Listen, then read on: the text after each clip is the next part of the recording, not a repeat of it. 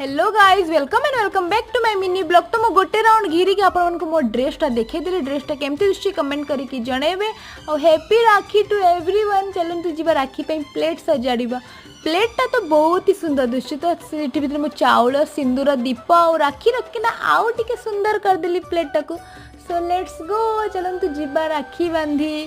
तो राखी बांधिया पूर्व माहौल टिके क्रिएट कर राखी बांधिली रखिबु मन भाई तते मोर रहिला राण कहबुनी कथा पदिए टाण।